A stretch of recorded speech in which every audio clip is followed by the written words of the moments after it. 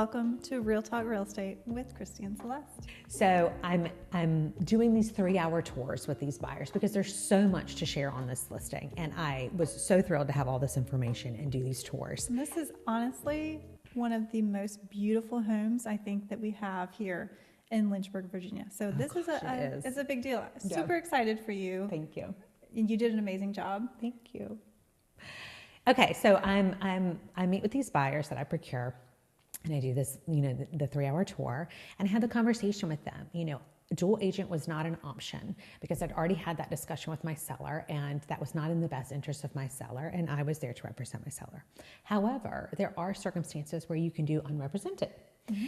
And if the buyer is very savvy and he or she is okay with that, and I'm able to facilitate the transaction to the end with them as unrepresented and then representing my seller, that could be advantageous for him because he might be able to save on some, brokerage fees.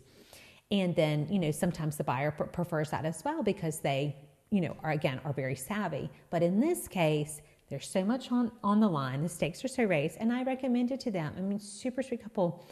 I think it would be best for you to have your own representation. And I have an agent that I'm going to designate to you, and that was what they preferred. And of course, I designated it to my amazing colleague, Christy. And we wanted to talk about that today. We wanted to talk about the difference between dual and designated because a lot of people are confused by that. Or they just don't have any clue what it means, and they're just trusting their agent to guide them. That's right. So when you talk about designated, basically the difference between designated is really just that you and I both hang our license with the same broker. Mm-hmm. So we are offering full representation to this buyer by working with me, and then to the seller by you representing them fully. Mm-hmm. And that's what they ended up wanting to go with. That's right. So, I think dual can be used in certain circumstances and work out. Again, unrepresented and then representing the seller can also work out.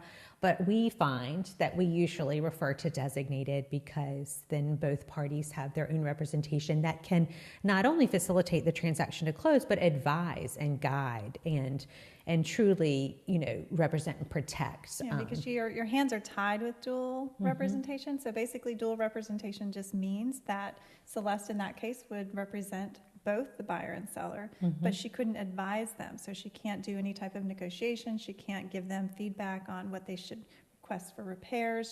She can talk about the contract, but she can't recommend anything. That's right. All factual. You can give the facts, but you cannot share any bias, any advice, any guidance. So it does, you do feel like your hands are tied as the agent in a dual representation, and we rarely will do that because there is some liability. Of course, we hold a lot of liability as agents. There's liability with that. Right. And of course, we want to make sure, first and foremost, that our clients are protected. The best thing for you. 100%. It needs to be the best thing for the client. And that's why in the listing agreement, you do see those 4 options: listing agent, buyer's agent, dual agent, and designated. And there are different percentages there for the seller to choose what he or she wants to offer. But it's just important to go through and make sure that you fully understand what those terms are. Listing agent is going to be just representing the seller. Buyer's agent, just the buyer. Dual would be both, but again, cannot advise or guide. And then designated would be designating it to someone within that same brokerage, but then both parties have their own representation. Mm-hmm. So now you know. Yeah, so now you know. And that was a really fun story where we were able to incorporate using designated agency with the best listing in the world. It was the most gorgeous listing. And it couldn't have turned out better. So we're so grateful for that. Yeah. Yes. You have some great clients that you're working with, and you do too. They are very happy with your service, and you are representing them, of course, to the highest level. Thank you, Christy. And so we also want to talk about Christmas because it's Christmas time, and we know that it can be kind of a stressful time with all the shopping and last minute trying to get everything in. But we want to share with you guys wonderful places to go and shop locally for Christmas. Yeah, this is like our gift guide, but not actual gift guide. That's We're just place guide. Yes. Place guide. And if you need a gift guide, where are we going to go? Instagram. Who doesn't go to Instagram? I feel like Instagram is constantly my personal shopper for Christmas. But But locally, we do have some great places in Lynchburg. yes, we do. And we have some great artists. So I was going to talk about Findings Art Store in Boonesboro.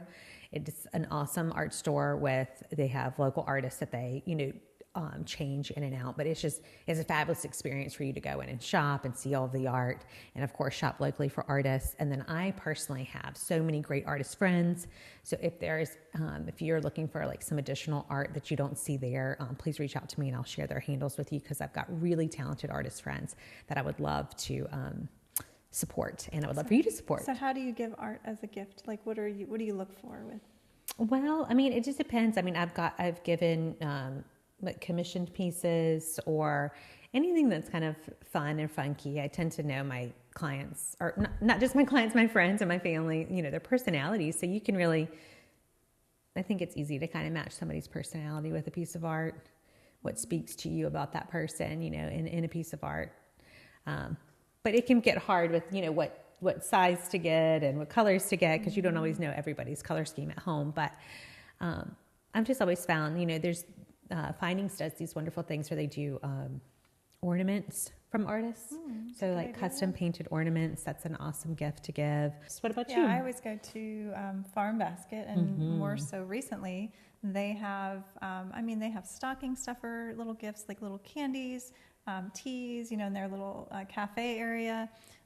Great home decor. There. Yeah. They also have a leather shop. I've gotten my husband a couple gifts from Moore and Giles. They're in the corner.